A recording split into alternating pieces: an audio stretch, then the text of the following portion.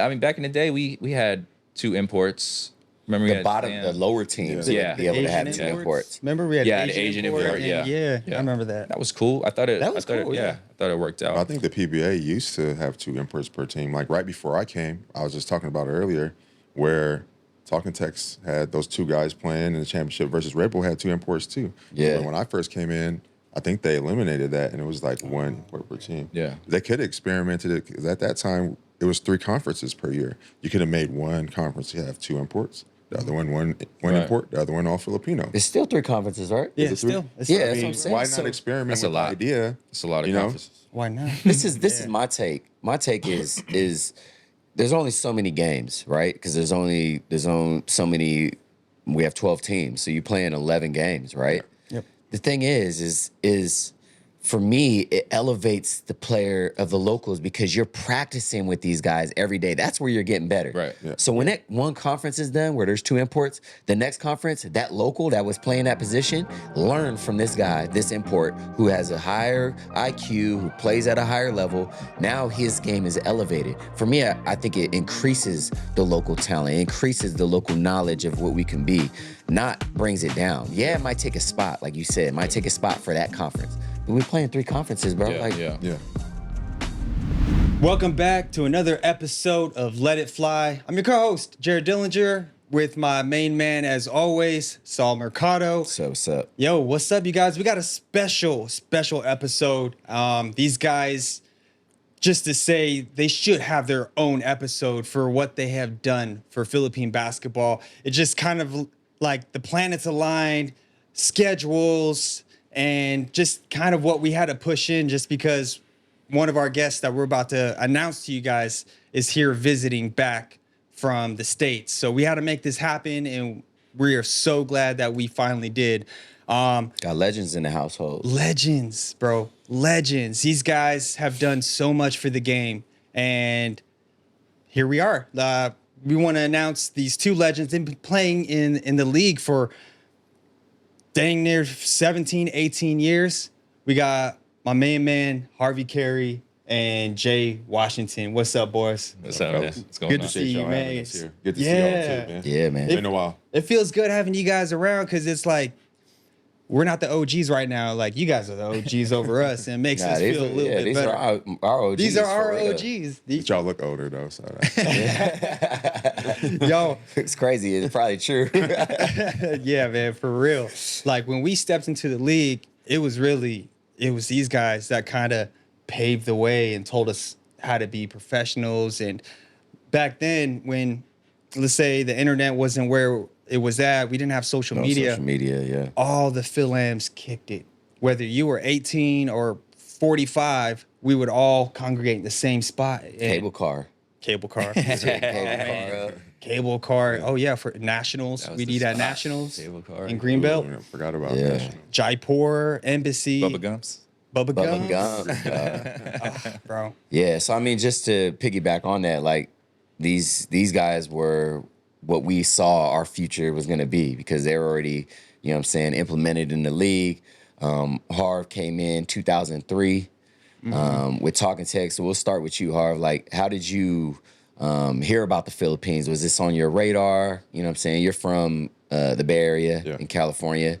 So how did the whole opportunity to come out here and play happen for you? My assistant coach in high school, Joe Pyongyang, he told me about the PBA, and I remember we had a bus ride to play in Oakland, and he came up to me. He had one of the media guides, and Jeff Curry also had just won Rookie of the Year, and he was like, "Hey, maybe in the future you want to play in Philippines, blah blah." And he gave me the media guide, and I was like, "Yeah, whatever, dog." Like, you know what I mean? But you know, but he was, but he was consistently in my ear, because like you guys said, there was no internet. Like, You didn't know what in it the was. Philippines, all I knew was what my grandparents told me or my mom told me, and what was in Encyclopedia Britannica, like pictures. You couldn't look it up. No, You I knew couldn't nothing find about it. anything. You know what I mean? So Yep. he continuously was in my ear Damn, dog. about it, and then You old, man. Damn. Did they have cell phones back in that day? Barely. I didn't have cell phones back then. I mean, imagine the big Harv. one. He had to Little look. brick. he had to look at a print ad book like of the PBA. It was literally newspaper the media clippings. guys. Yeah, and I was like, They sent you a VCR. Probably. VCR this. you know. But when I graduated college, he was like, "Look, you have an opportunity to go over there." And at the time, he was working at United, and he was like, "We could go fly over if you want." First time I ever left the country. Same, Came over, same. watched my first PBA game. It was the finals. It was Talking Tex, ironically, versus Red Bull. Were they talking text already at the time, or They were mobile Talking line? Tex. They Okay. had Gerald Honeycutt, who was from Honeycutt? Tulane, and Pete Michael, who was at Cincinnati. Then Red Bull had Antonio Lang from Duke. And Nwusu or Sean Lampley, one of those guys from Cal. And that was my first PBA game. Who was the locals? Was that dude? Willie Miller was in Red Bull. Red Bull. and I was like, who is this? Dude, he's nasty. He was like, Phil Lamb. Local cat, right? Yeah, he has to be a Phil Lamb. Right. Yeah, but he wasn't. But he was killing. He was like dunking on people. I'm like, who is this dude? Did And they then- have that Puerto Rican dude at the time? What was his name? Who? Stocky. They had who? Red Bull. Yeah. So they had Willie.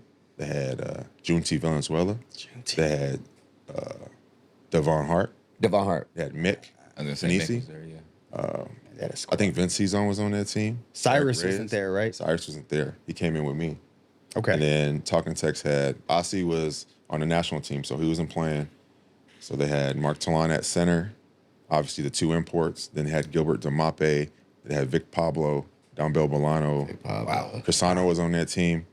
Kenny Evans, who was a Phil Lamb also, who played in the NBA at the time before he went to Talking Tex. So I was like, wow, this is Packed house. packed, hot. No Drums. air Where conditioning. was the Smoke game on at? the top. The drums, right? Just missed over. Where was the game at? Quinetta. Oh, I Quinetta. was like, man, Oh. strange stench in Cuneta. there. Like, what is it? yeah. But you know, Rare but it was chicken. cool. It was like Yeah, it was a Cuneta great too. memory. Yeah. And the next day, I went to the national team practice at Ateneo. Coach John was the coach, and they had Danny Siegel, Dono Antaveros, Danny I, Ossie, Olsen. And I'm Dang. like, dude, Andy Siegel too was there. I'm watching the practice like, these dudes getting after it. They can hoop. These, Yeah. like, that was like my first 2 days in Manila. Yeah. I was like, wow. So my boy Joe was like, can you see yourself being over here? And we were stuck in traffic. The air conditioning conked out in the car. Of course. And I had braids, and I'm like, I had baggy clothes on. I'm in a full sweat. I'm like, hell no. Yeah. I cannot do this. You I'm talk like, about looking Joe outside Fish. The traffic. Yeah, Joe Fish. Shout out Joe Fish, man. But went back. I was staying with him in Hawaii, and then I made the decision to come back for the draft camp, which was going to be in January. I came back in November of '02 and just practiced with teams, practiced with Coke, with Coach Chot, who ended up being my coach. Yeah, I just was a practice player for Coke. So I done win a championship with Rudy Hatfield and Johnny and Jeff. Wow. So Coach you Wino. experienced a championship even before Right you off came the in. get-go. Yeah, I was there. I was Ollie Peak on the scout team because they were playing Alaska in the finals. And you know, like that following conference when I got drafted, we played them in the finals, and they went up 2-0 on us, Yeah. and then we won 4 straight. Damn. Yeah, Your So rookie year. That's my Rookie rookie year, year. you My got- first got the 5-6 chip. months. You know what's crazy is you say all this. You say like that you were like, hell nah, I ain't gonna play here. Yeah. And then you end up playing this. People gotta know this. You play for the same organization for 18 seasons. Like that's unheard of in this league. Oh, like big time. there's legends that go from different teams. I mean, even the legend you came in with Jimmy Olapod, Even Jimmy, he played for another team who was the face of your organization. Yeah. But you played for that same organization for 18 years. You got your jersey retired by them just recently. So that just shows how much, you meant to them. Talk about that experience to be able to play for one organization and have your jersey up in the rafters. It's something that I really didn't appreciate until I got later in my career. And I was sitting one day in practice, and I was looking around like, man, I've been sitting in the same spot for over a decade. That's crazy. And I was like, if there was like a time lapse of like people walking by and people changing along the way, like we were teammates on 3 different occasions. Yeah. That's Teammates with JD, like he left, and like it's just like imagine myself sitting there on that bench and guys are just disappearing, Yeah. and then other guys popping up, and I started appreciating like, wow, like I've been through 10, 11 coaches. The only people that were there as long as me were the ball boys, Facts. So, That's crazy. right? So there was always a constant change because, Talking Text wants that instant gratification to win a championship. It's yep. not then, Yeah. we're going to change it. They make a move. And I was just fortunate to be in the right situation where I guess they valued what I brought. I was never the superstar of the team, you know what I mean? But I'm going to work hard. I'm going to defend. I'm going to rebound. I ain't never going to get tired. You impacted Anytime I winning be for sure. Be a You're a winner, locker room bro. guy. Great You feel teammate. me? Great So teammate. I took pride in that. Yeah. Especially like when Jimmy left, I'm like, man, who's going to be the vocal leader now? Because no one can match what Jimmy brought to the table. Yeah. Ever. Yeah. So it was kind of like by committee at that time. So it would be like myself and Ronadell, Ryan, Kelly. When I was about to retire, a little bit Jason's super quiet. Coming out a But little I was at practice the other day, and he was super vocal. Word? Oh wow. I mean, because a lot of young guys. Yeah. You got to teach now. You know what I Yeah. mean? So it's just like a pecking order. Talk about That's that. Talk about that time with Jimmy a little bit, because you guys came in together. Did you meet at the draft camp? We talking about Jimmy Alapat. Yeah. Jimmy and I played against each other in college because he went to Cal State San Bernardino, and I was at Sonoma State. So he was a year ahead of me. Played each other twice that year, and he was like, their team was nationally ranked Division II. So they beat us twice, and they were ranked, and we weren't, but the games were close. And he beat us at the buzzer one time at our place. So he was already like that. Oh man, we got into it that game too. Word? Fucking little ass pieces. Yeah. but Hitting gave each other talking. love after the game because I knew he was Filipino. Oh, okay. Yeah. And then that was it. Ran into him when he came back in 2002. I was in the Phil-Am tournament in Vegas, and I saw Jimmy. I knew he was trying out for the national team. He broke his hand, so he came back. Yep. And I was just asking him all these questions about the Philippines because I was going to get ready to go. And he was just telling me how cool and competitive it was over here, and people will love us here, and as long as you do your job, Yeah. people will value you. And it just so happened we came over around the same time before the draft camp, and I was staying with Jeff Carriasso. He was staying with Eric Mink. So they were like on the national team together at that time, and they were talking like, "Hey, I got this dude over here from San Francisco." He was like, "What? I got this dude from LA," and then we're like, "What?" So I didn't even know he was there. Jimmy was there. So we ended up hooking up, and we were training every single day before the draft camp. We go lift, we go shoot, and That's then dope. Where'd y'all train at? Where was this at back in man, the day? somewhere in Ortigas. I don't even know. You know what I mean? I don't even know. It Pioneer. was- Yeah. I wonder But where we it would was. RFM as a gym that we RFM. used to Yep. shoot at, and then we go lift. But I mean, it's just crazy. Like you just think back, and then we end up being teammates. We're in the draft, worrying about where we're going to end up, and I ended up getting drafted 4th. He ended up getting drafted 10th, and That's we're teammates Crazy. for 10 years. And y'all 11 won a years. championship your first season First together. conference together. Conference. That's wild, bro. We were living together our first year, and that was super helpful because being away from home, I mean, there's no iPhones, there's no FaceTime. just We got had each dial-up other. internet in the spot. Yeah. Like, Magic Jack. it was rough. You know what I'm Yeah. saying, being away from home, but like to lean on each other, going through tough times when we're missing home or, really don't have no family here. So it was helpful to like be there for each other. And from there, it just kind of grew into a friendship. He's one of my best friends. He's a godfather of both of my Yeah. kids, godfather of his kids. So best men in each Best other's man at wedding. your wedding, yeah. So, like, I really value our relationship. You know what I'm saying? I'm happy and I'm proud of him and what like we all are. Right. Yeah. Like, he's on the Yeah. highest level. He Yeah. made it to the league. Yeah, he's in You the know? NBA. We all knew that was He's- happening. he's still going. Wait, he's with the weak Kings, but Nah, he's with a great organization. nevertheless, like when they had the opening day, Hold on, cut. Me and him gonna get into it. that opening day this year it was the Kings and the Warriors, and we went up there and watched the game over at Golden One. It It's was dope crazy. to see him on the sideline That's pregame. dope. You know what I'm saying, Yeah. doing this thing because we used to go watch him when he was with Stockton Kings. Jim, I need that ticket when I come back. Yeah. Right? So we You know go what's watch- crazy is I'm obviously, that's why you say I'm born and raised in Sacramento. But I watch every game, and it's crazy to see him. Like, I always catch him behind the bench with his little glasses on. You know what I'm saying? Like, I just know he's impacting, winning over there. Oh, you know yeah, what I'm saying? dude. It's dope. Like, and you talked about y'all relationship when you came in. You were staying with Jeff. he was staying with E-Mink. And this is something that we talked about before, man, back in the days, and how the Phil-Am community, I think it's changed a little bit. For sure. Jimmy, and I take it as he's paying it forward, because that's what he did for me and Gabe, was like, I lived with Jimmy. Yeah. You know what I'm saying? And then, I pay it forward. Simon and Ciso live with me. Yeah. I'm not sure if it's like that anymore in the Phil-Am community, because there's so many people. Yeah. It's not like it was before. Like you said, we used to all entourages. hang out together. My relationship with Gabe is similar to your relationship with Jimmy. Like we held each other down since our first year out here, and it's dope, man. Like that's something that I wish they still did in the Phil-Am community out here. Yeah. I mean, that's how I got my house. I got my house through Harv, telling me suggesting to move basically near you.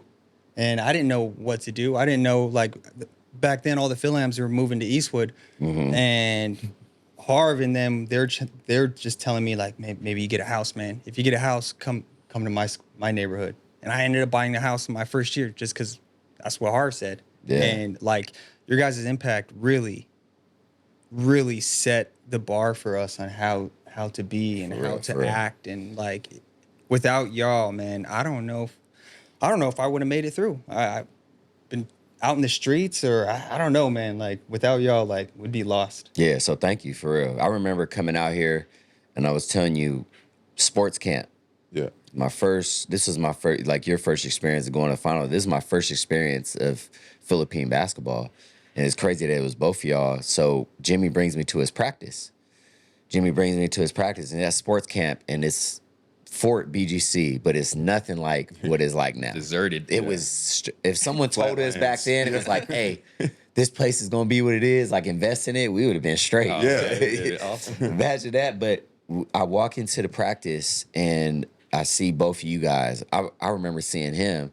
He was like tall, swaggy, hand on the rock, and I was like, damn, we don't see guys. I wasn't expecting a guy like him to be out here. You know what I'm saying? Someone as tall as you, be able to handle the rock. I was like, that's like NBA stature in my opinion. And then I saw Asi. And I was like, who is this dude? Like, he was like bouncing, dribbling the ball between his legs backward. Everyone knows how big Asi is. 6'9", 200, 70, 80 pound. Beast. We were all in awe of Aussie, man. He was Tell us some stories about Aussie, man. Is it what comes to your mind when we think of Aussie? Everyone's got stories of Aussie, bro. But one thing that he doesn't get credit for is his work ethic, I think, because we've seen it. Like, he'll come in early, he's running. He used to wear this like long T-shirt, and it'll be full of sweat, man. Just getting shots up. He'll stay after. He'll come back later. He'll go lift. And I think that's why he played a long time, because he had that foundation of working. And people didn't see that unless you're his teammate. Like, he really worked. We run suicides, run 17s.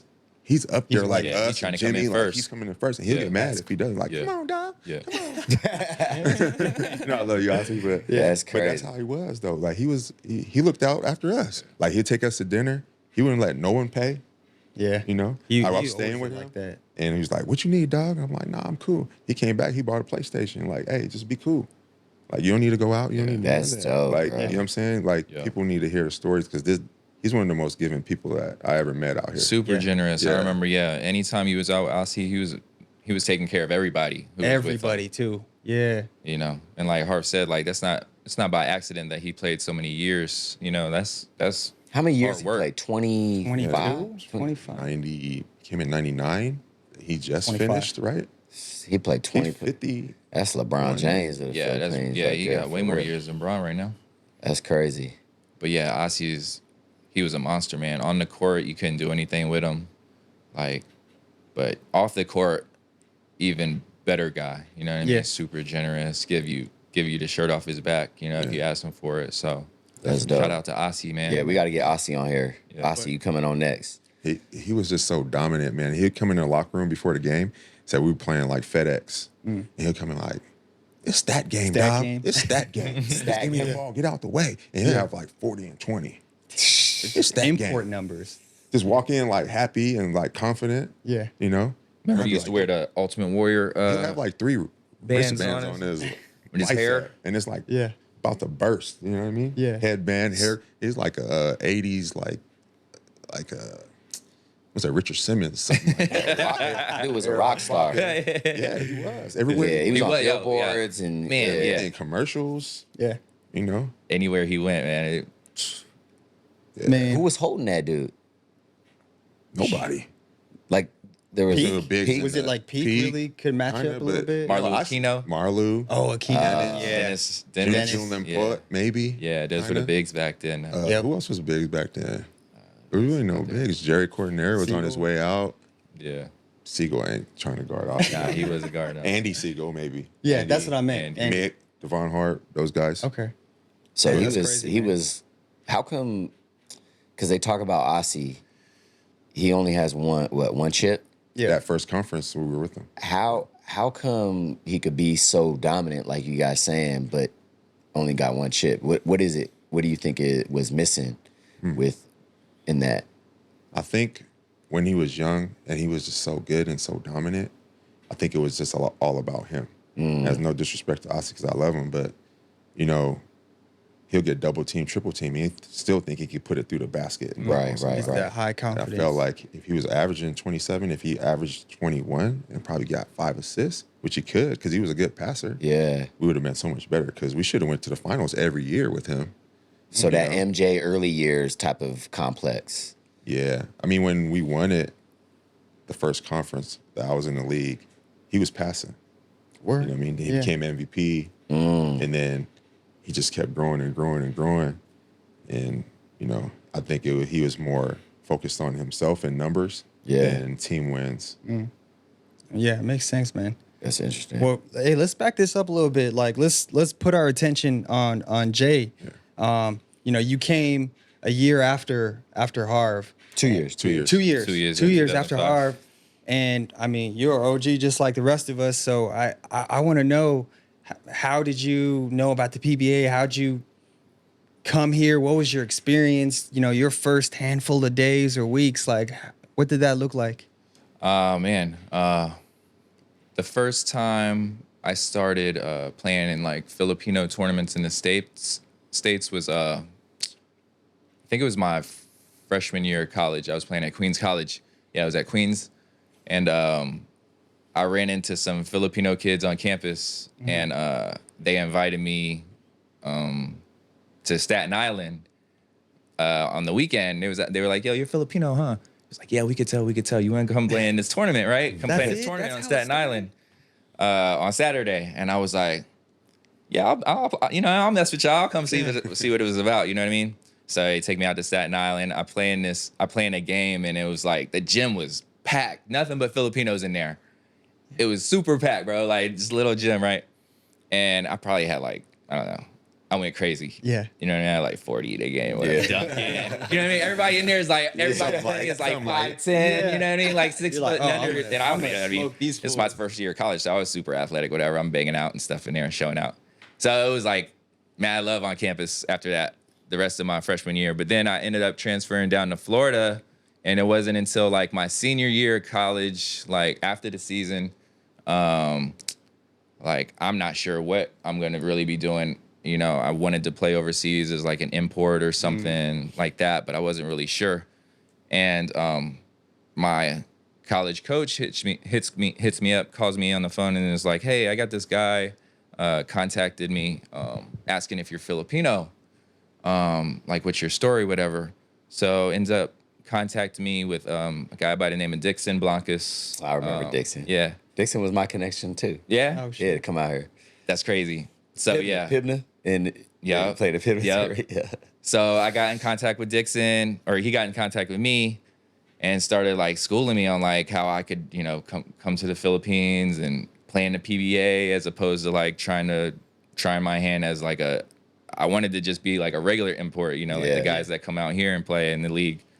But I wasn't like that, you know what I mean? I wasn't like an import type player. So Damn, finding out close, about the bro. PBA and all that was like, it was like God sent, you know, it was like it was so out of left field. It wasn't even like in my like train of Radar. thought or where I was like headed, I thought. And it just came out of nowhere. And so I started playing in these tournaments, went out to LA a couple times, played in a couple fill-in tournaments. You see other future PBA guys Yes, there. or at the ex time? guys. Ex-PBA guys will play in those little tournaments too. Those Yeah. are fun Who'd you tournaments. see out there when you were I first? started meeting guys like Robbie Reyes, Robbie Reyes, and shout out Mike Holper, Yep. my guy from San Diego. Shout out Mike. Alex Cabagnat. Like we all went to Hawaii and played in the tournament together. So What teams you play with? I played with That Pac Rim? Pac Rim. Pac Rim. Pac Okay. Rim. Yeah. Oh, yeah. Don. Yeah, Don Raymundo Don, in yeah. LA. Yeah. Dang, bro. Yeah. Pac Rim. So even that, so my senior year of college, as this is starting to happen, like as the year starts to wind down, Dixon's actually partners with Don. So sent me out to LA for the summer, and like I played in the I was just working out, like getting ready to figure out what I was gonna do. Obviously they're pushing me like go to the Philippines. So finally, like I was like, okay, I'll go out there. And the rules back then was I had to play a year in the PBL, like a residency or whatever. So this is 2004. Man, I'll never forget flying in for like the first time. I was born in the Philippines, right? But grew up in the States. So I left when I was like 2 years old. I don't really have any, memories. So like I flew here by myself, and I remember like coming in, like landing and like looking and seeing all the little like, What airport you flying? It was a nasty. Terminal 1. When you come down that ramp, terrible experience. Man, flying in and like seeing like all the shanty houses and stuff, and like all the orange lights, and I'm like culture shock, like immediately, bro. Like, what am I doing? Like, what am I making a mistake? Why am What I out is here? this? Oh, bro. And I remember that whole year playing in the PBL, like it was like Who'd you play for? it was so trying. Wellcoat. Wellcoat. Okay. Yeah, I was with Wellcoat. Boss Raymond, Boss Terry. They were great. They took care of me. Super trying for me that year just because I was like literally here by myself. You know what I mean? Like I met guys, like I had Mike Holper and those guys, but they stayed in like San Juan somewhere, and I was staying in Eastwood, by myself. Like I had a little spot, but And you're not making much money. no, you're not making hardly anything. This is the amateur league. Right. Yeah. So I'm calling home, Mom, crying to my mom. I want to come home. But my mom was like, just give it the year. Once the draft comes, like, then see how you feel. Yeah. And like, that was the best advice because like getting drafted. You're number one. You're the first pick, right? Yeah. That's dope. It was an incredible experience. I get to have my dad out here. How'd y'all get the number one pick? We traded something. 'Cause we got Jay Wash and Mock. That's crazy. Right? That same draft? They were already practicing with, was it Air 20 or FedEx? It was Air 21. I think Air 21 had the first pick. Yeah. Mock? Oh. Because I was Mock at and Jay. What? We were both at Air 21. Me and Mock were both at Air 21 for like, I was there longer than Mock. Mock left like a week or two before me. Oh, so you And got he was like, drafted by Air "CJ?" 21, and then they traded. Yeah, we practiced there for like a month. And I remember Mock left practice. He was like, he got traded or whatever. He was hella happy. But we was there for like a month and then got traded to Talking Tex. I didn't know that, dog. That's Yeah. Yeah, I didn't know. That's Yeah. still I don't even crazy. remember Mock who. and Jay Wash. That's Who we traded, though. I don't remember. I don't either. I don't either. Yeah, they was doing lopsided trades back then too. Ain't nothing changed. Ain't nothing changed. So you talked about, we'll talk about your PBA career because you went from, you played with Talking Tex for what, 3 years? 2? 3 years, yeah. 3 years. Yeah. You guys were teammates Yeah. for 3 years. After that, you got traded to San Miguel. Or was it Patron? Or it was San Miguel, right? Yeah, San Miguel San Miguel, Beerman San Miguel. at the time. You got to play with some other legends there. Yeah. How was that experience? Like, what was the difference in those organizations? My first 3 years at Talking Tex were great. Like, Talking Tex, the organization, like top notch. You know what I'm saying? Like they took care of us. We went on so many trips. Yeah. Yeah. You know what I mean? Like Australia, South Korea, like we were going everywhere. You know what I mean? Like that was amazing. And then the other part, like having guys like Harvey and Jimmy and Ossie, that was like invaluable. Like to have that leadership and then guys that were showing me the ropes at the same time, like showing me how professionals act, you know what I mean? Like what the work ethic looks like coming in as being a pro, you know, like having Harv and Jimmy, those two mainly, really like guiding and directing was like everything. Like really set the bar as far as like what I wanted to be in my career. Just seeing, you know, the things they did, the extra things they did off the court, the things they did on the court, just character, you know what I mean? Like straight character between him and Jim. So, and Asi too. Asi was like, his presence alone was like, you know, everybody looked at Asi as a leader, you know what I'm saying? So having those guys, and then of course like the older guys, Vic Pablo and Patrick Fran, and you know, we were stacked, man. We had a super team. But me being a young player on Talking Text was kind of like, I had my own idea of myself that I thought, you know, was supposed to be happening as far as the team goes. And by year 3, 2008, we got Coach Chot, and Coach Chot had his own idea of how the, how the team was supposed to go. You know what I mean? Yeah. So, 2000, after that, 2008 is when I got traded to San Miguel. So, 3 years at Talking Text, and then moved on to San Miguel. Hey, you guys, real quick, stream Let It Fly in Epic Live Sports for free on the Smart Livestream app. Watch PBA, UAAP, FIBA games, and more available to all networks. Download it now on the Apple App Store or Google Play, or watch via web browser on smart.com.ph/livestream. Now back to the regular program. How was that, like, as a young player when you get traded? It's such a different feeling, you know, and we've all experienced it except for Harv. But going to Patron and the history and what you were getting yourself into over there, like, I just remember you at Patron, like, you were unguardable. Monster. Dog. You were a monster. You were like a mix of like Amari Stoudemire and Melo. Definitely And Melo. Yeah, Melo. like, bro, like we didn't know we didn't know how to guard you, man. Like, what was your experience over there of just, you know, getting chips, going to the finals a lot? Best player of the conference. Yep, twice. You got BPC twice. And just take us through that a little bit, because you guys, as good as you were on the court, you had some crazy stories, I could imagine, off the court as well. Please talk to us about Patron Novella as well. Man, my experience going to San Miguel was like exactly how I envisioned it. Like, they just let me go. They just let me play. That was your idea when you were talking to That's us. all I wanted to do. I just wanted to play, man. You know what I mean? Like, not that I needed to be the leader on the team, but I just felt like I could do a lot of stuff on the floor, and coaches always wanted to like put me here, In a box. you know what I mean? Yeah. Like, I had great instincts and a really high IQ, I thought, as a player.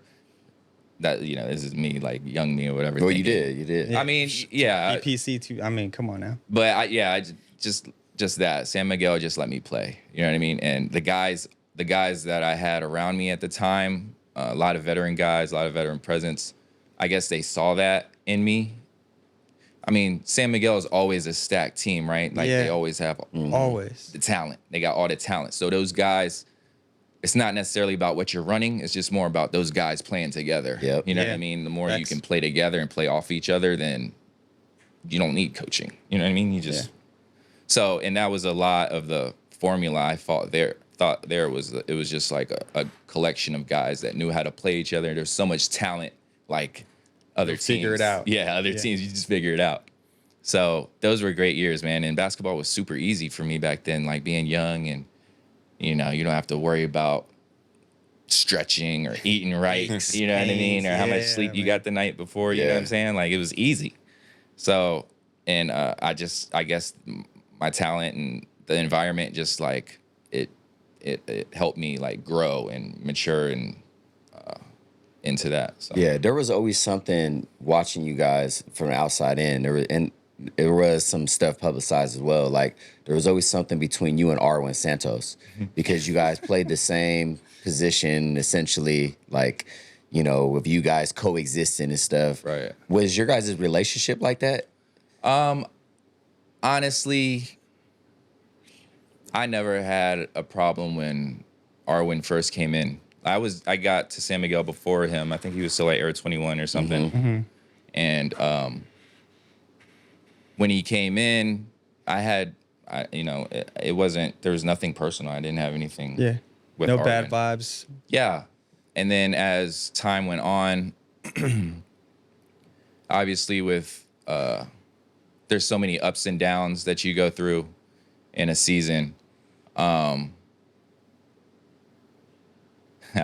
How should I say this? My biggest thing in that situation was trust. Yeah.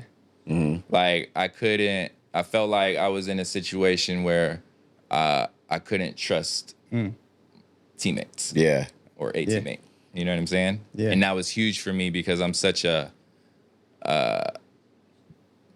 basketball purist. Yeah. You know? All of us being on the same page. Yeah, the same like goal in just mind. how the game's supposed to be played. Like we're together, you know what I mean? Like if I challenge you on something, like it should be a back and forth. It shouldn't just be like, oh, you know, He said this, so he okay. said this, he's mad at me, you know, like we should be able to. I was just super competitive back then and Just wanted to win. yeah, that's all it was. That's all it was for. All it was fueled by was just wanting to win.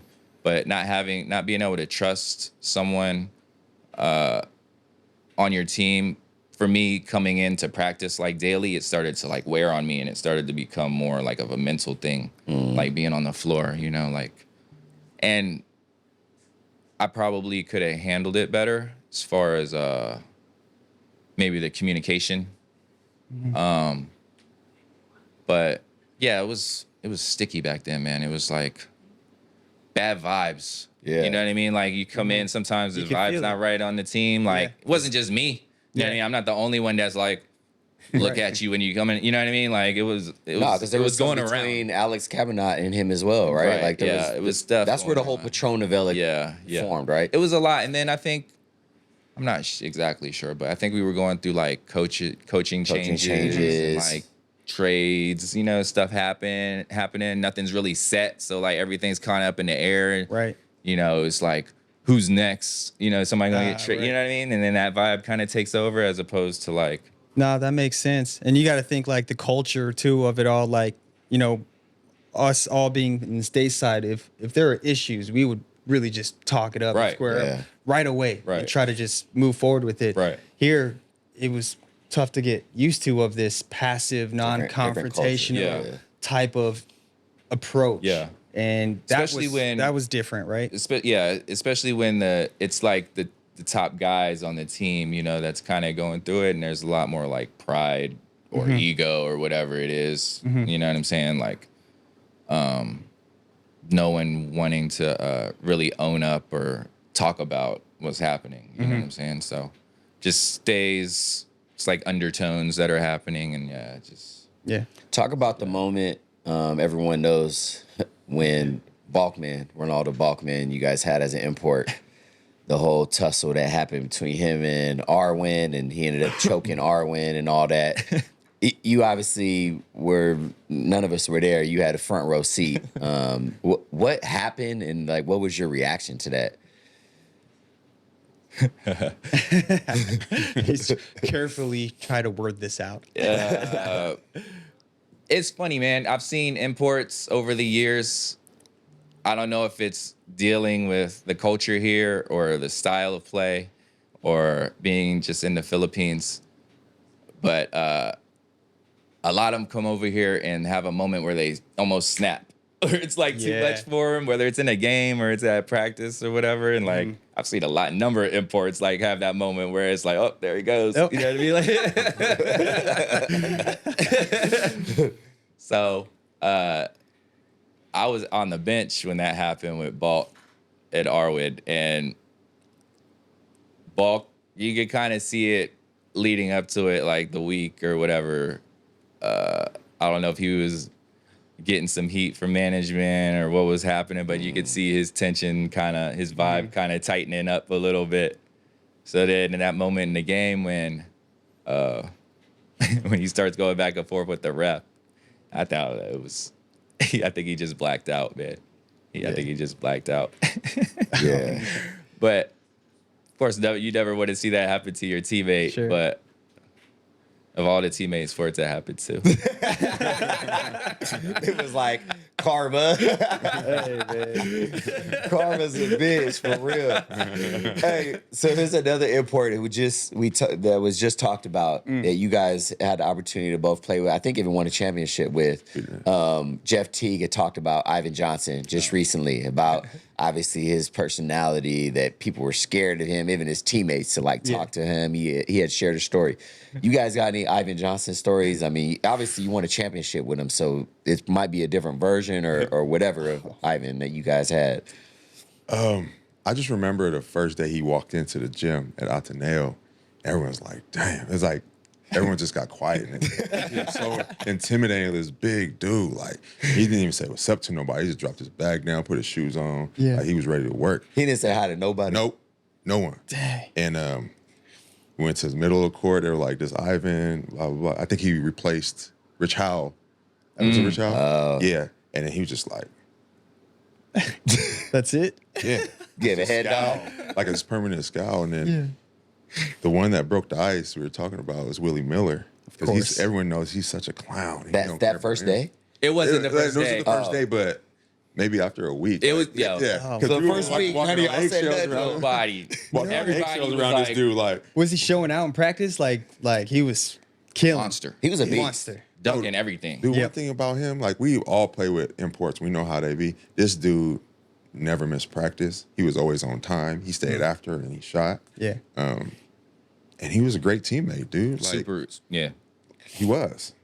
But, you know, his Great teammate. persona is just, you know. Yeah. Yeah, his aura is Yeah. like, don't fuck with me. But it worked for him because Yeah. like Played into motherfuckers it. was scared of him Yeah. on the court, and that worked for him. Yeah. Like especially in the league that we play in, where people try to intimidate. Yeah. Yep. Oh nah, people were scared, bro. Hey, so look, Harv talks about that first week of practice. I swear it was probably a week before any of us were like, yo, we got to do something about this. Like, we can't, he's good. He's our import. Like, somebody's got to talk to him. That's crazy. So it was good, like 4 or 5 days.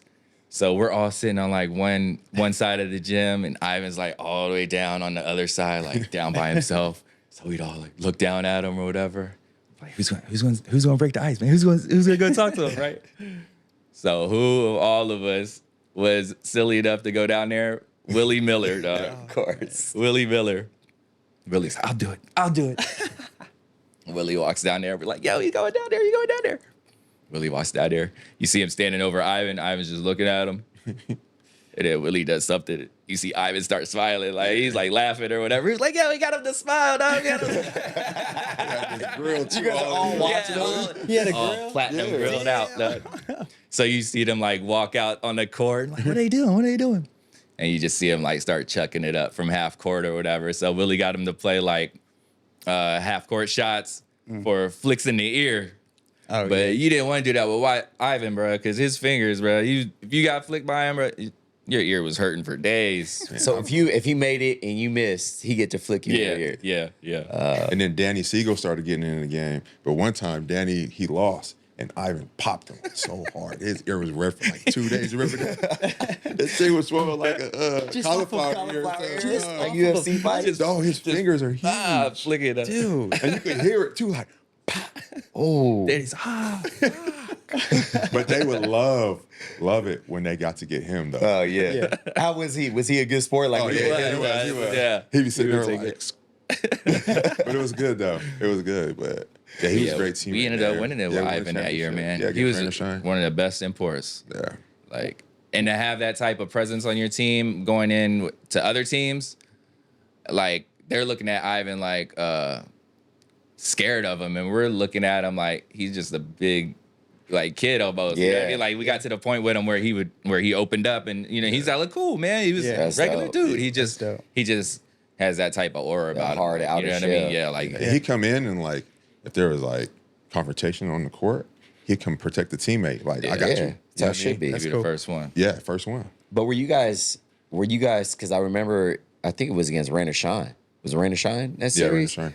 Were you guys in his ear? Because obviously they're gonna do the tactics to try and get him to snap, get him out the game, or whatever. Even Coach Yang was, he's infamous for that. yeah. Yep. Were you guys in his ear to try and keep him like calm a pull little him bit, like, beforehand. hey, Tell him. He was smart, bro. Yeah, he was. He knew. He knew going into it like what they were gonna do to him, but it's not like he's like out of control. He's not that type of person. Like, Too he much knew money on the line. Yeah. He knew what was going on, so he wasn't gonna allow himself to, like, you know what I mean, for them to take him out of the game. He Yeah. picked his that's battles. crazy. You know Yeah. what I mean? Like, I remember this one instance where the ball was going out of bounds towards Rain or Shine, and he went full sprint trying to get the ball. He didn't even go for the ball. He ran right into Yang. Yeah. Took Yang out. Yeah, and then got up and ran back. Yeah. What happened?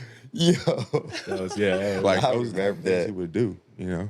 That's smart. I remember that one picture. There's that one picture where he's standing there and like the whole Rain or Shine team is like, and Yang standing there. Like, he's just standing Hey, there. that series was wild. The game 7, y'all won in game 7. double overtime. That's where he Oh, busted his wow. elbows, right? And he went after the game. They just stapled him in the locker room.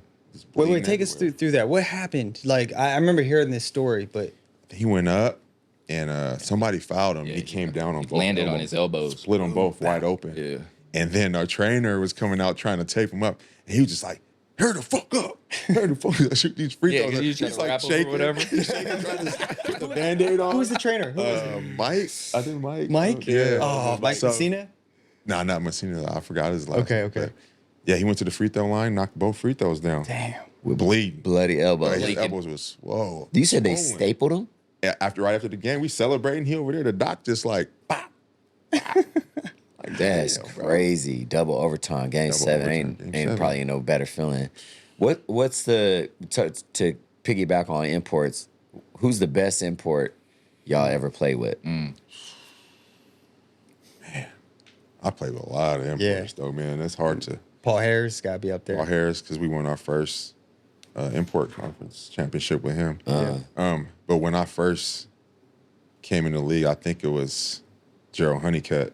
I don't know if you guys remember him, but The corner Tulane, three. like, The he's, NCAA tournament. you know, Hall of Fame in New Orleans. Went to the league, was drafted by Milwaukee. He was with Glenn Robinson and them. Then we played with AI in Philly. And he had a long career, but this dude, he could pass, he could shoot, run the floor. He was athletic. He could do everything. You know, He was a big. yeah, he was about 6'9". Oh, damn. 6'10". Little shake. He played a wing. He played the wing in college, but you know he got heavier, so he was on the block. But he'd do this one move where he'd get it and pivot. He'll jab you off, and then he'll bank it with his left hand. But he was right-handed. We're like, why do you shoot like that? He was like, because when I broke my hand as a kid, I just started shooting with my left.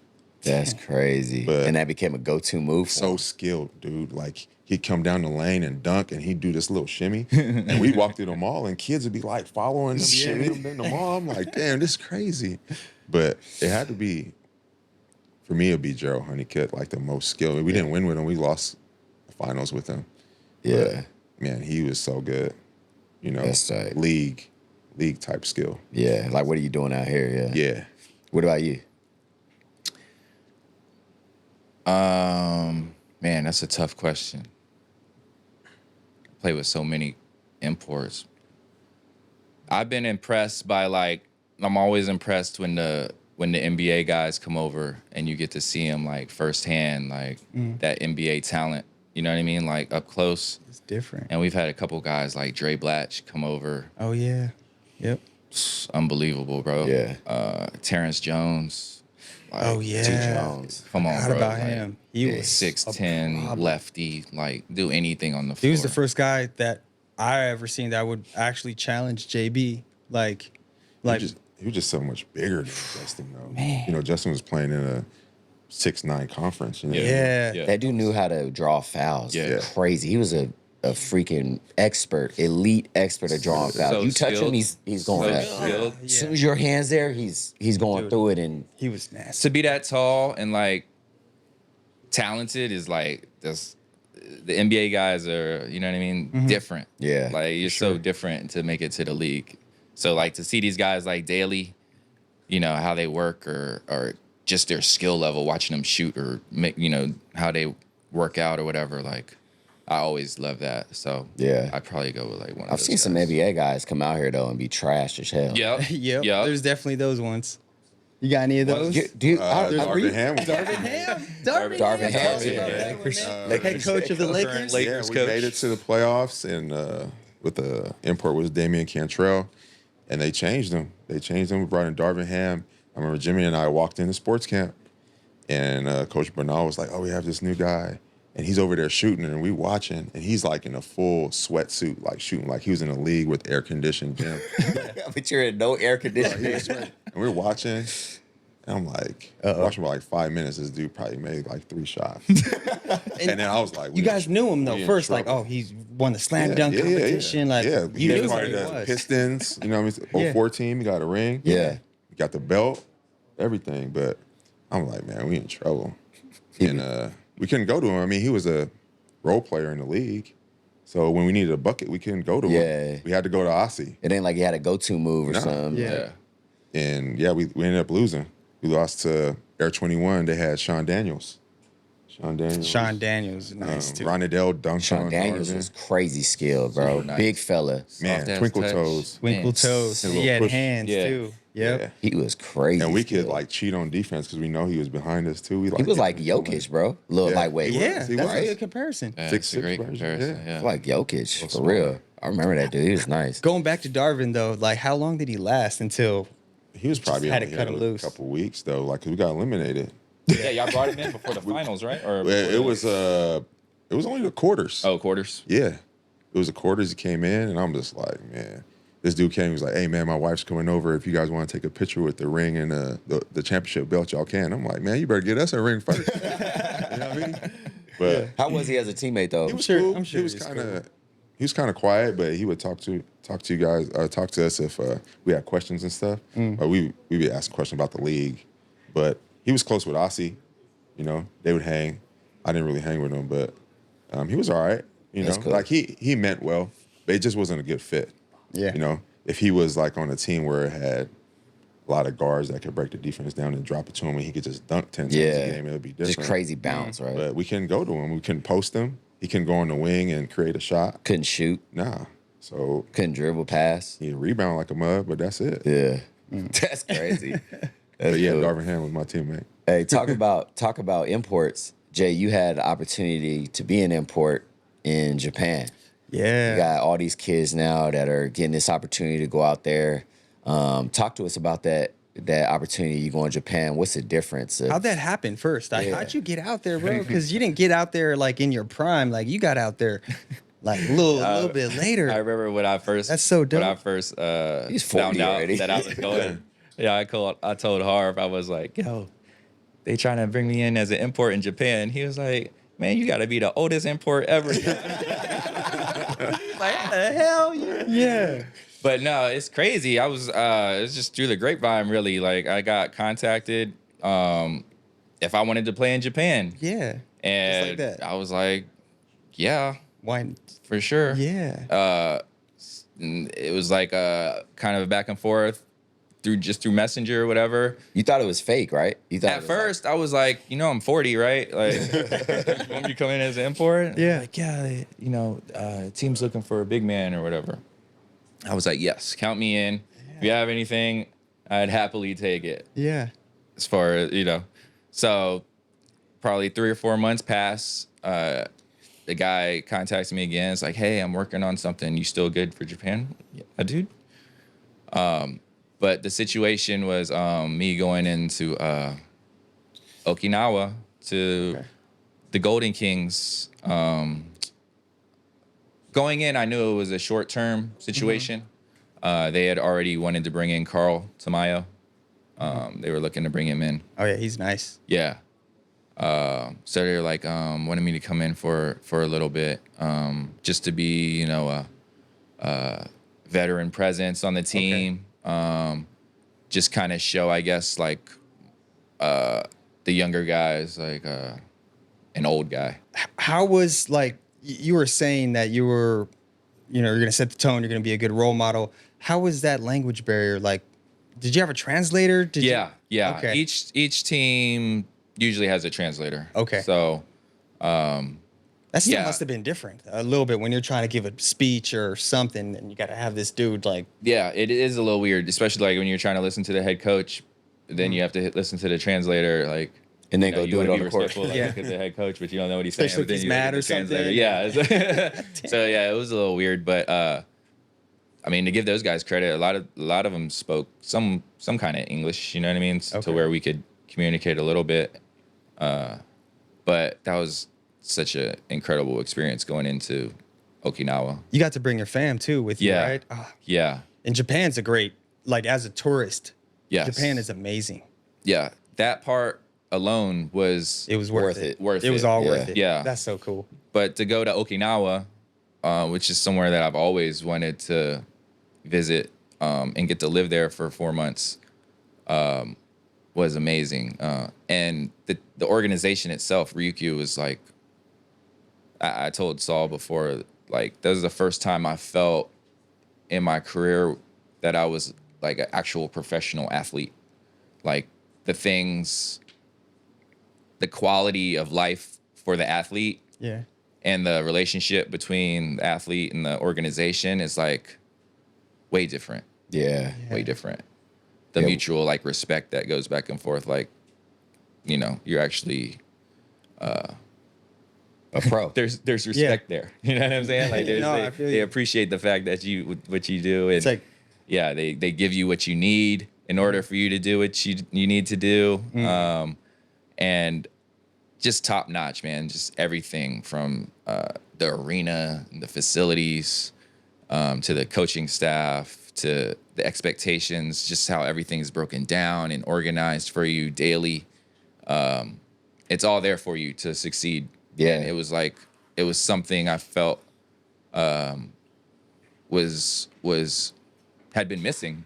I was like, Yeah. man, I wish I would have had something like this 10 years ago. You know what I mean? We, Like, we talked about this with PBA Motor Club. yeah. Like Rico mentioned it. And it's like, you know, you played, what, 16, 17 years? 18. 18 years in the PBA. And 17 in the PBA, 17 yeah. in the PBA. And first time you felt like a pro was the year you went to Japan.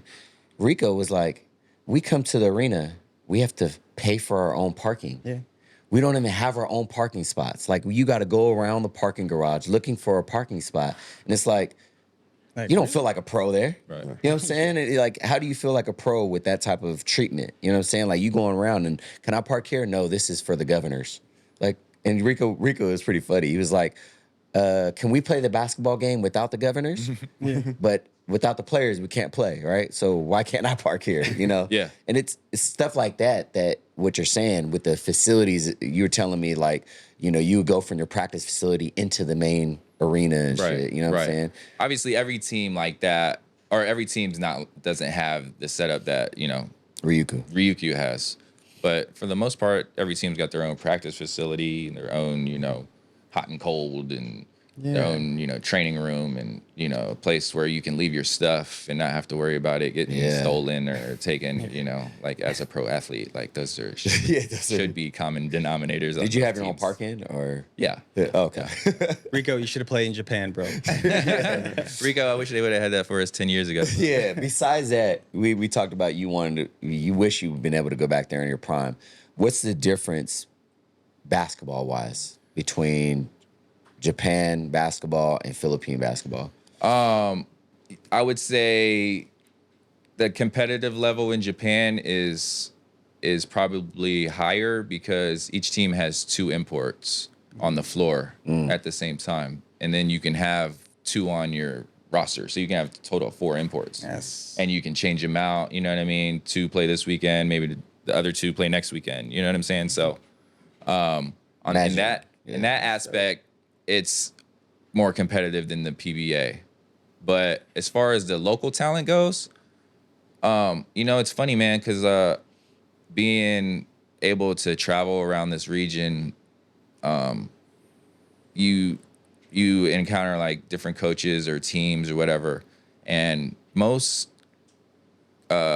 East Asia countries prefer Filipino talent. Like they hold Filipino talent as like the cream of the crop Really? in East Asia. That's dope. And it's it's interesting because I mean that's why you see so many of the young talent, so many of the young guys leaving, right? Like it's because they're being drawn.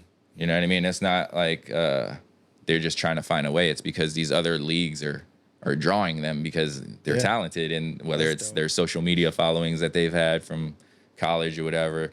But they're great for the other leagues in the region too. But I would say, as far as the local talent goes, it's pretty even. The Japanese players are super disciplined, man. Like I've never the way they come in and work daily is unbelievable. But that's nothing against, Filipino players. I would say Filipino players are probably grittier, tougher, have more like that dog in them, as opposed to where Japanese players might be a little bit more skilled, like more detailed. You know what I mean? Like you might find more raw talent in the Philippines as opposed to I couldn't agree more. Right. Yeah, I couldn't agree more. I feel like sharper talent in Japan. yeah, there's something that obviously it goes to discipline. I agree. I feel like Philippines is the cream of the crop when it comes to talent level, like just raw talent. If you watch the Japanese teams, you watch Korean teams, even the China teams, you could tell at a grassroots level they're taught a certain way to play, right? And they all play that way. They know how to play. They can all shoot. They all know how to move off of screens. If you had a one-on-one game with Philippine players, and we talked about this before, Philippine players in Japan, China, Korea, we would smash them one-on-one. But we're not taught at a grassroots level how to play the game the right way. Right. That's where for me, they separate from us. You know what I'm saying? You mentioned that they're allowed 4 imports. There's a thing actually going around right now. The PBA doesn't do 2 imports because they say it's going to take away from the talent or the learning of our locals. Do you agree with that, or do you feel like that they level the knowledge? I imagine your practices with 4 imports, that the people in practice, what they get to learn, the locals, what they get to learn from 4 imports, right? The level of competition. Do you think that it lowers or raises the level of play? I think what they're scared of is the fact that if you bring in a second import, there's only so many teams. There's only how many teams in the PBA? 12. Yeah. So you add another import, that's taking in a local spot, right? So that means one less locals playing during the game. So, I mean, but as far as the game goes, the game's going to be super competitive. It's going to be way more interesting to have another, athletic import on the floor, right? Thanks. But I mean, it's like until you expand the league and get more teams to where there's so much talent in the Philippines. You know what I mean? These guys are having to find other leagues to play in because there's only so many spots in the PBA. For me, it's like expand the league. Yeah, we more got teams 20 in. teams Yeah, for sure. Easily, Still, right? Why not? You know what I mean? Or make it regional. Like have a team in Cebu and have a team up north. To where you can spread the talent out. Maybe some guys might not like where they're living, but that's where your pro team is. You know what I mean? Like that's how it is in anywhere you are. You might not like living in Denver, but you play in Denver. You know what I mean? I want to live. You know what I mean? So that's what the league would be.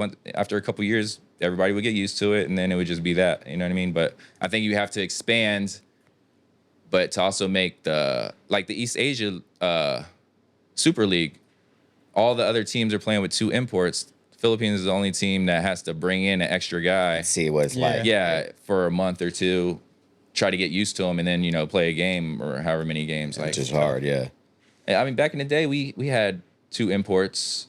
Remember, we The had bottom, Sam. the lower teams, be able to have 2 imports. Remember we had the Asian import. and Yeah. I remember that. That was cool. I thought it. That was cool, I thought it worked out. I think the PBA used to have 2 imports per team. Like right before I came, I was just talking about it earlier, where Talking Tex had those 2 guys playing in the championship versus Red Bull had 2 imports too. Yeah. So when I first came in, I think they eliminated that, and it was like 1 per team. Yeah. They could have experimented it because at that time it was 3 conferences per year. You could have made one conference you have 2 imports. The other one import, the other one all Filipino. It's still 3 conferences, right? Yeah, Is it 3? still. It's Yeah, still- that's what I'm saying. Why So not experiment that's with a the lot. idea? It's a lot of you know? conferences. Why not? This is my take. My take is there's only so many games, right? Because there's only so many.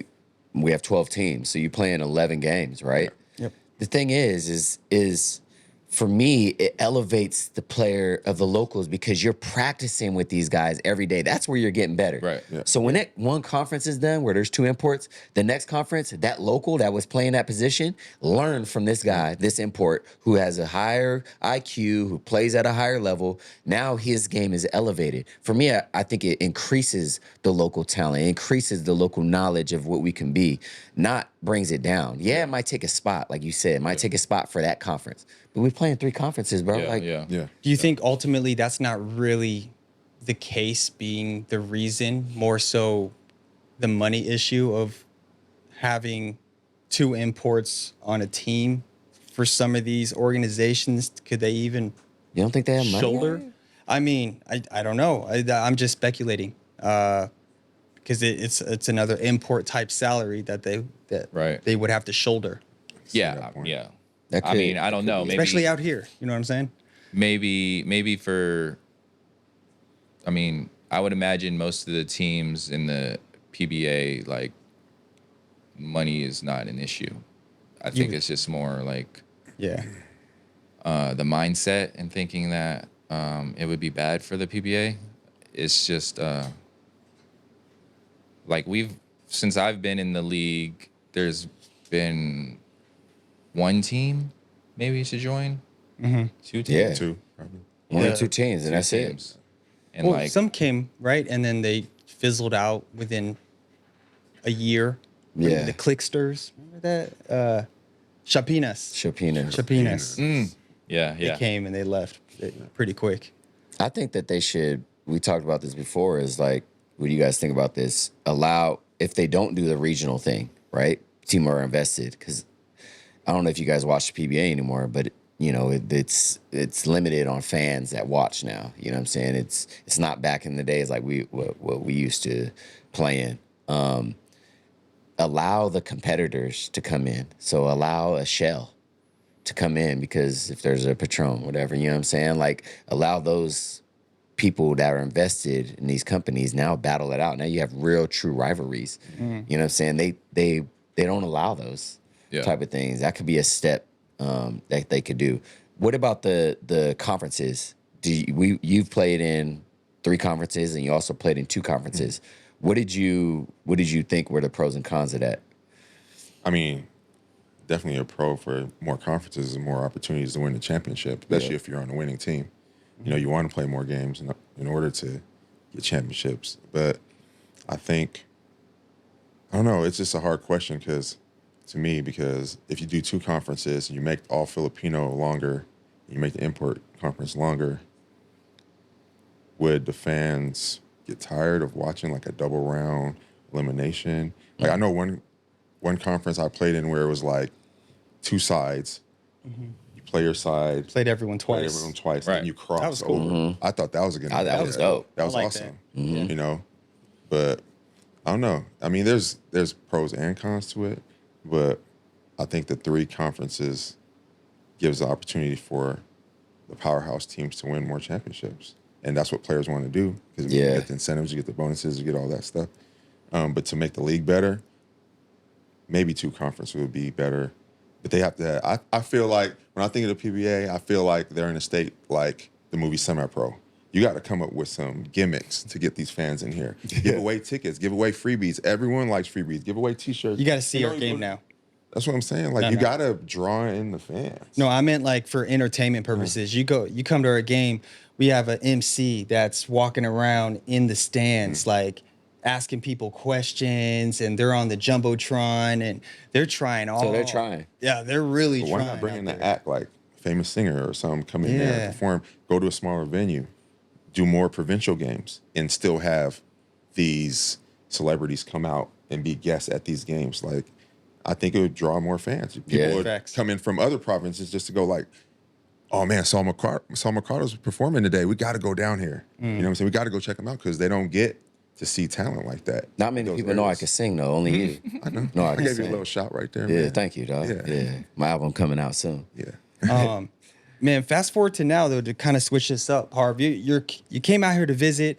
You know, your boy, he's a hooper, and he came out here to play some games. How is that like, just transitioning from you're not playing anymore, and you're pushing it, not pushing it, but now it's like kind of handed to your son, and he's kind of going through the stages of just leveling up, getting better, keep working. How's that been in the experience to get him out here to hoop? Well, you guys all know my son, like, ever since he was born. Since he was You know what I born. mean? Yeah, so bro. he grew up. He grew up in the PBA, you know, compared to like Steph grew up in NBA. Yeah. Yeah. He knew all you guys, you know, knew all your moves. For him to come back, it's special for him because he hasn't been back since he left for COVID. But preparing to come here, just telling him, you know, just continue doing what you're doing. Don't worry about, because you're my son, you're carving out your own name. Yeah. Just come out here with confidence. Don't worry about anything else. You know, be confident in the work that you've put in. And I try to not overstep my boundaries because I still want him to go through it how we did. You know what I'm saying? The losses, the setbacks, successes. Failures, yeah. But, you know, just tell him, I mean, he watched all of us growing up. And he knows how to handle himself. But, you know, I don't want to, you know, I don't know how to say it, like, ruin his experience as a basketball player with me on top of him. Like, this is what you need to do. Right. Because he works. I don't Yeah. got to tell him to do it. Like, Yeah. he's on autopilot. And I'm just there to guide him. You know, so it's cool. Like, I'm helping coach his team, and I'm just there, man. Like, I'm proud of him. I'm proud of how far he's came. And I told him, like, this is an opportunity for you that a lot of kids don't get. You Yeah. can come and play on the other side of the world and compete in a country where you grew up at. You know, you got a lot of friends and family still here. And it was cool. A lot of ex-PBA players and current PBA players came and supported him, you know, because they knew him as a little running around the Yeah, gym, it's you know? crazy. Asking mad basketball questions. And he still does. Like, he was just Like, sitting here you're talking six. to Why you us. asking me He's these always He's a trying to get sponge. information. You could tell, yeah. You know, so He's always been that way, though. yeah, Yeah, always. So always. yeah, it's been cool. It's been cool to watch and see his growth in the game and just mentally too. Does he have aspirations to come back and play here, or? Yeah, it's always an option. Always an You know, like all of us want to Yeah. get to the league, but he Right. knows that, you know, this is an option too. Maybe even for college. Who knows? You know, he just finished his first year of high school basketball. It was pretty successful, so that's a big summer for him coming up. Yeah. We're excited, man. How when he does ever take that journey to come here, we better get tickets and we better get the treatment to watch his games and all that. So, Yeah. well, I'll leave that up to your boy, though. You know, How about you, Jay? What you up to now? Now that you retired and I've been doing some work with East Asia Super League recently. They have plans of doing more in the kids development, grassroots type thing. So I've been in talks with them, helping them out with some camps that they've been holding around the country. Since retiring, I've been doing some training of athletes. Here, I have a couple guys like in Taiwan that I work with, a couple high school kids, just freelance stuff, really. cool? Still in the game, still, part of basketball. Like, I feel like moving forward, I really enjoy working with like the youth, developing kids' games and mindsets on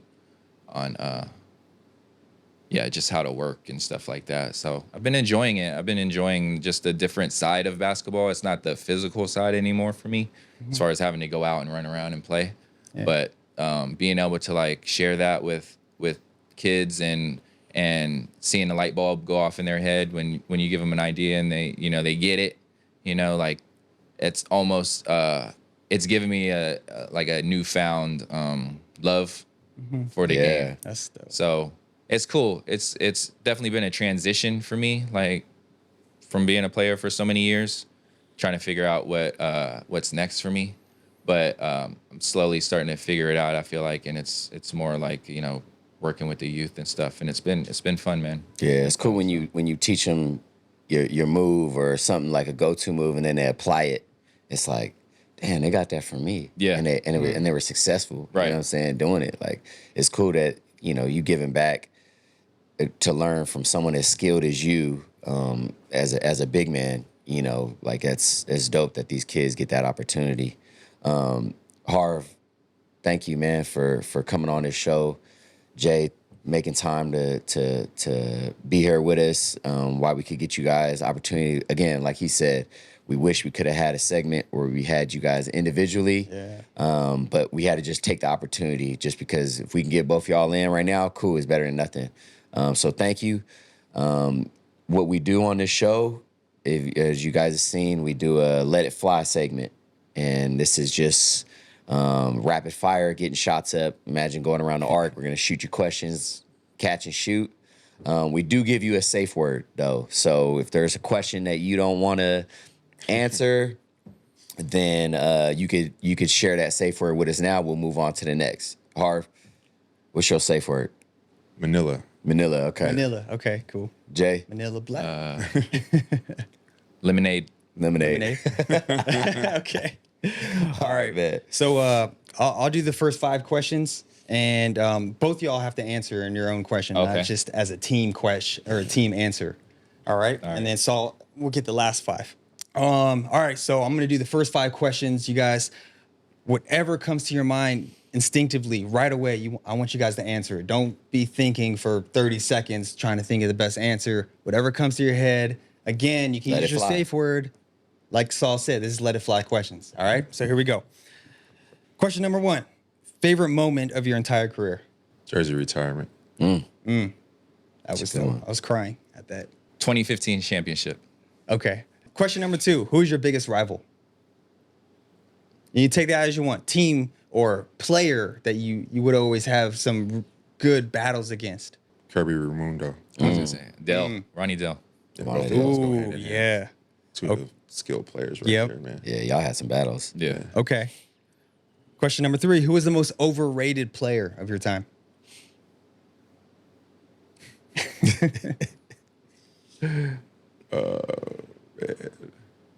Manila, man. Everyone says that. Come on, bro. Jay, you got it. I already know what you gonna say. I can't lemonade. Yeah. I can't do it. I gotta walk around out Hey, here. bro. LA's the only one that has said someone's That's name. it. Yeah. After But like 30, it took him 30 minutes. 5 minutes. Of He had just no like, safe word, and we put that on. He was like, he didn't do no safe word, and Said we Calvin. asked him that, and he was like, like it took him Yeah. 30 minutes, bro, to answer. Yeah. He said finally Calvin. said it. He said Calvin. Calvin? Calvin Yeah, he Flavor, said yeah. Cal. All right. You sure you don't want to answer? I would have said Bo Belga. All right, Bo Belga. You ain't got one? No. All right.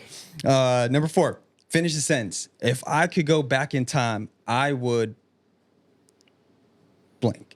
Not necessarily basketball related. It doesn't have to be basketball. I would try to convince my dad to come out and see me play more. He came out twice, but Yeah. he didn't like that flight. No one likes that flight, bro. You know, he just passed in December, so just thinking about him, I wish Rest in power, he came bro. over. Yeah. Came over more. But he watched every single game. Of course. You feel me? At 4, Pops was a 5 real o'clock one, in the bro. morning. Yeah. After He every was game, cooler than anything, bro. especially at the end of my career, he was still texting me. If I didn't play, he'll still text me about the game. That's so good. As soon as I got in the locker room, guaranteed. Yeah. Text. That's dope, man. Talking major. He was a real one, bro. You know what I mean? Rest in peace, so man. Your pops was a real one. Appreciate that. Yeah. Yeah. That's a great answer. That's a great answer. 'Cause being over here for so long, man, like parents rarely get to see, Yeah, see us play or family or whoever.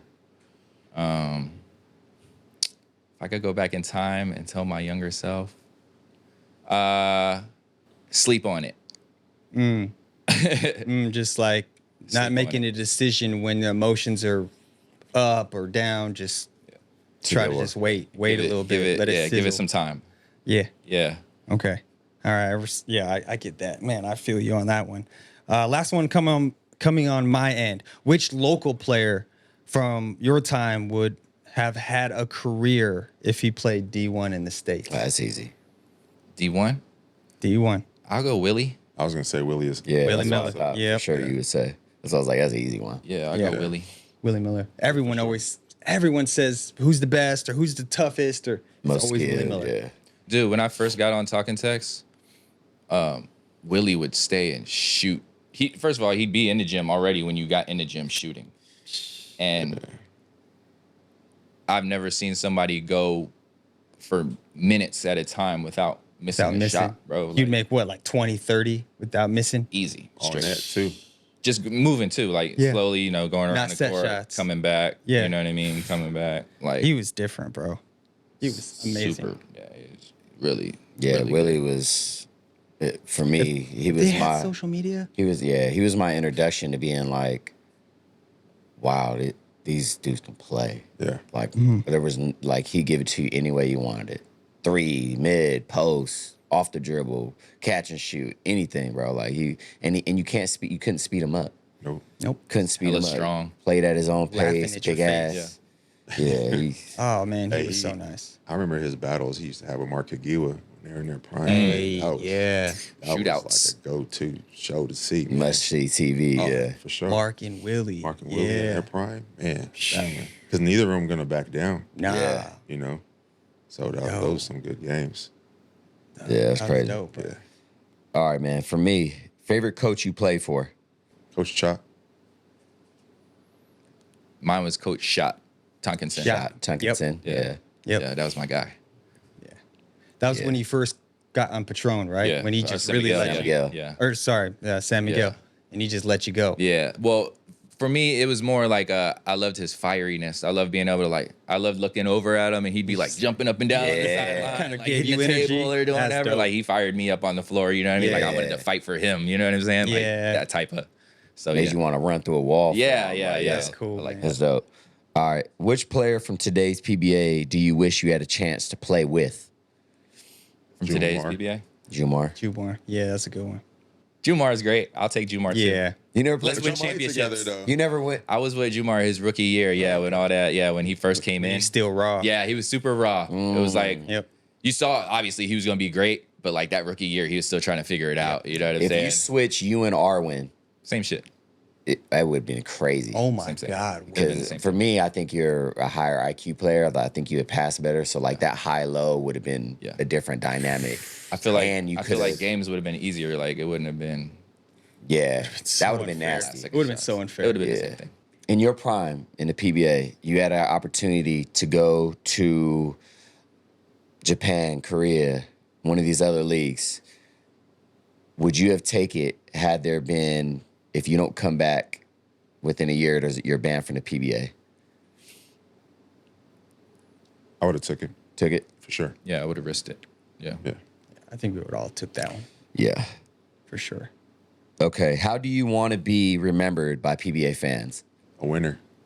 Winner. Just winner stay winning, bro. You, Jay. Yeah, I like winner, but also like being recognized for being like a talent, like a game changer almost. As far as like He could. like when I came in, for me, like the game changer was like guys like Danny Siegel, like guys that were like Mismatches. mismatches. Yeah, walk in mismatch like that. That's dope. Dope, I dope. think you fulfilled that, bro. All right, last one. Last but not least. 1-on-1, winner gets 1 million pesos. Who you playing against? JD, Saul, Gabe, or Joe? I'm playing Joe, dog. Slow. Nothing against Joe, but compared to y'all three, JD, Saul, and Gabe, you guys are defenders. Joe's not known to be a defender. My bad, Joe, but I need that loot, man. I'm going Saul. I'm going straight post. Take you right down to the post, bro. Hell nah. It's a wrap. But you got to guard me, though. That's true. You got to guard me, You though. can't shoot though, so I'm just letting you come right to the lane.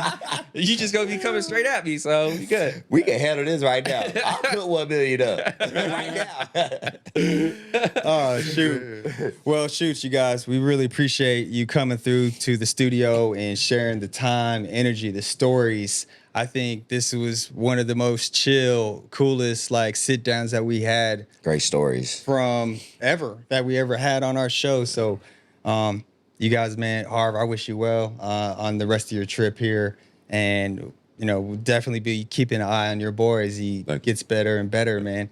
And I love you, man, and love everything that you do and how you carry yourself. I'm always trying to do the same thing, emulating you at some capacity, man. Appreciate you, dog. Jay Wash, man, we love you to death, bro. Like, really appreciate you taking the time to come through and just, again, man, sharing your energy with us and everything we've been through. I got so much respect for you, man, not as just as a player, but, as a man. And we really appreciate you bro. guys. Thanks, guys. Yeah. Full-heartedly. Yeah, man, I like to give my flowers too, bro. Like, Harv especially, man, just like as one of the OGs, you and Jimmy, when I first came in, like, are the reason why I'm here. Like, I was just like Jay. I was ready to go home, calling home, like, nah, this ain't it.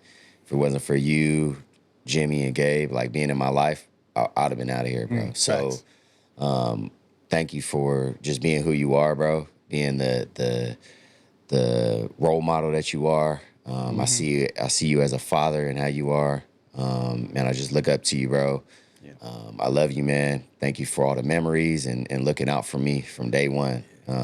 Never looked for anything back from me. Just always looked out. I just wish I had bigger shoulders like you. Y'all about the same. Yeah, we are the same.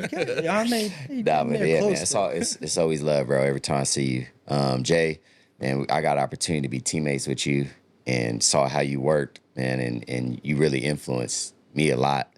Just not on basketball, but as a friend, being there for me, man. You always had like this laid back, demeanor to you that's been chilled and patient. So thank you for being my favorite stretch four to play with.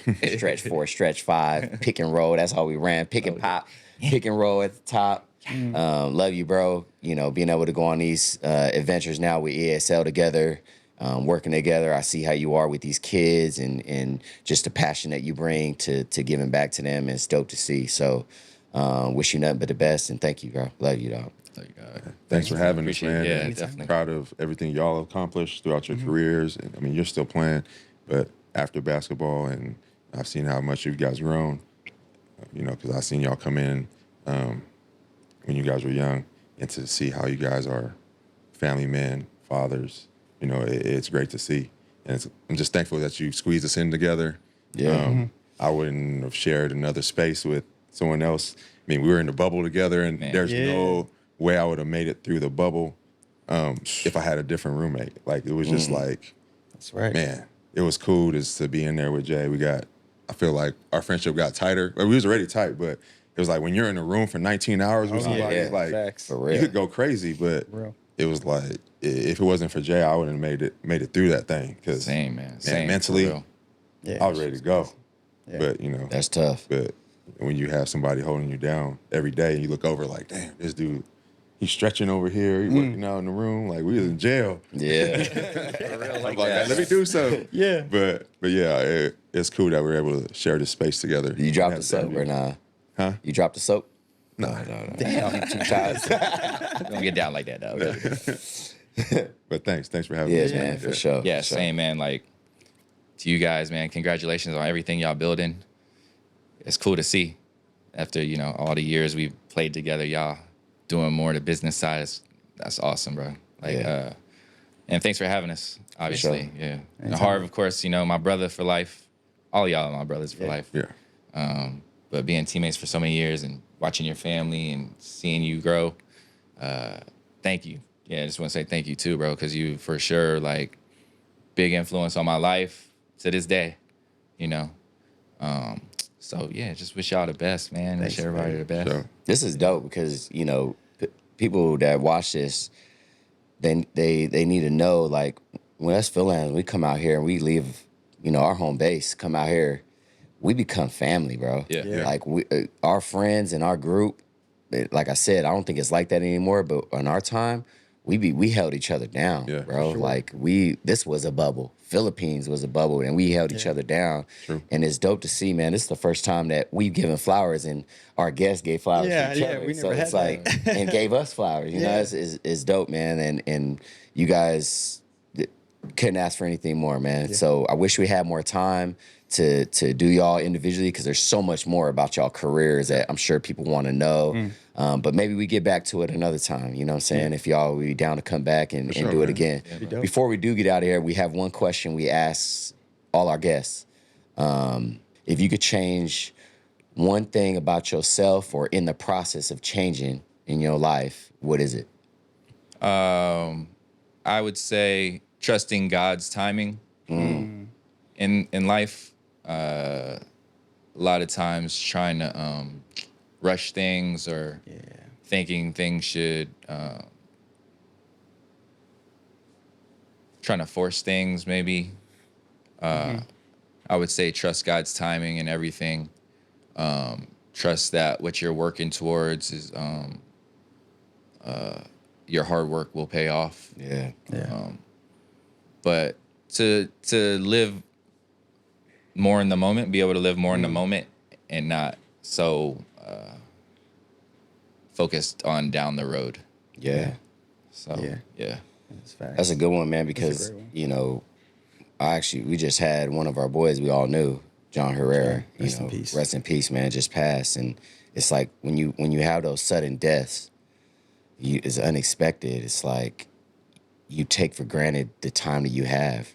You know, we're all so caught up in like, oh, the future, rather than just being present in the moment that we have and being mindful of the relationships we have right now, today, what we can do today. You know what I'm saying? Because tomorrow's not promised to nobody. That's a good one, Jay. Yeah, I'd have to agree with Jay. It's just like being more present. I had a moment last night at my dinner last night for my birthday. I was so tired, man. I was like, a couple hours into dinner, I was like, man, I'm ready to tap out. But like just being around good company, it just helped me stay. You know, like just stay, because I'm not here all the time. I don't get an opportunity to hang and catch up, and so it's easy to just be like, I'm tired, I'm just gonna go. Yeah. But you know, you're really creating lasting memories. You know what I'm saying? And our kids were there, so That's cool. you know, they have a good relationship, so they don't get to see each other a lot, and that's creating memories for them that they'll remember. And that's one thing I'm big on as a parent, is creating memories for my kids, because I have a lot of great memories with my parents. Yeah. So, you know, when we're gone, that's all they have to grasp onto is, oh, my dad or my mom did this for me. We did this, we did that. And you want it to be all great memories, you know? So that's what I try to do as a parent. So just to be in the moment, like 100% in the moment. That's dope, bro. Fact. Thank you, man. Happy birthday, too. Yeah, Thank you, happy thank you. belated, man. Birthday, yeah. Yeah. Well, it's Stowe's birthday. 4-5. Stowe's birthday Is in it? the States. Technically. Yeah, it Big is. 3-0 turned last night. 30 30. with 15 years must be nice. experience. Big 30. Big 30. Damn. Yeah, I was at my 30. Went to my 30th birthday. Yeah, when you dressed up in a big suit. Yeah. In Eastwood. In Yep, Eastwood, I remember yeah. that. Yeah, you called that up quick, right? You remember that? Big ass suit. Don't forget that. It's crazy because that shit's coming back now, right? Like the bigger clothes and shit. Is it? Thank God. I was gonna say, thank God. Thank God, bro. Yeah. Shit. Anyways, we're getting off track. No, it's all good. Good. You guys, Close it out. Yeah. hey, that is enough time that we had. We could have talked for hours on this, but you guys, stay tuned. Next episode will be even crazier. Like, share, let us know in the comments who you guys want next. And we're always listening, and we want to hear it from you guys. Until next time, let it fly. Peace out. Peace.